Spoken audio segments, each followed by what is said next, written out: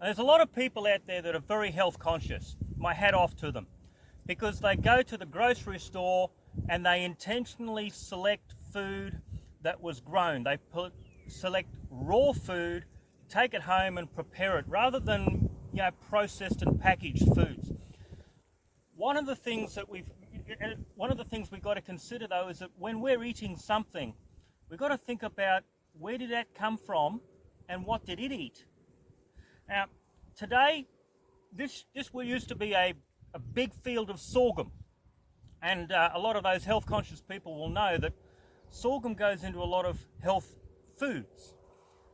But where did that sorghum come from once we've eaten it? Because whatever that ate then becomes a part of us, and it becomes a part of our genome.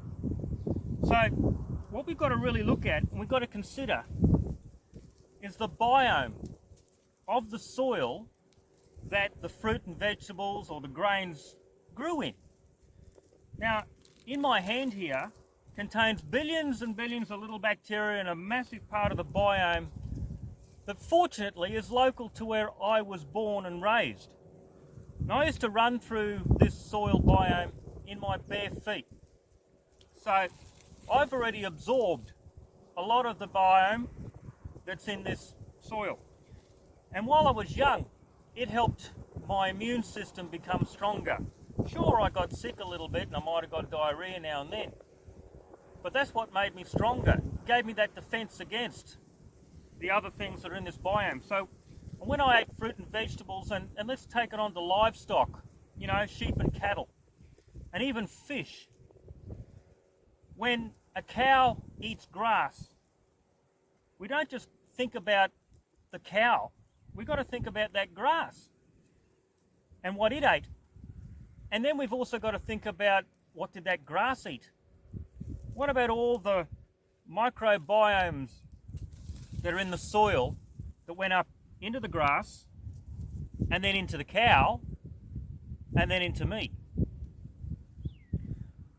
So indirectly, this soil is a part of me, genetically speaking, because my body, my genome, has adapted to the microbiome that's in this soil through what I've eaten over time.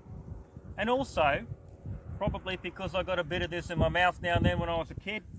I mean, when you grow up in rural Australia, what kid doesn't? Get a bit of dirt in your mouth or something else. Dirty hands, you can absorb it through your skin too, in your hair. So this microbiome, the genetics in this microbiome is a part of my genetics. Now when we go to the grocery store and we buy meat and we buy fresh fruit and vegetables and grains, but we buy it from an international source, for example, we've got to think about where was that grown? What was in the soil where that was grown? Is that something that could be hostile to my genome? Could that make me very sick? Which is why I encourage people to go to their local farmers' stores or the local grocer and buy food that was grown in their local area. Now, when you move interstate or internationally, there's a period of adjustment where your genome has got to adjust to the biome in the food that you eat and in the water that you drink too. So occasionally you might get a little bit of diarrhea or a bit of an upset stomach or even some headaches. While your genome adapts, you're actually getting sick from the biome in the foods you eat and the water you drink. When you think about that on a global scale, a lot of our food is imported. Have a look at where it comes from. Have a look at the packaging and see, is it a product of wherever? And understand that if it's a raw food and you think you're eating very healthy, look at it on that microbiome level and have a look at the genetics behind it.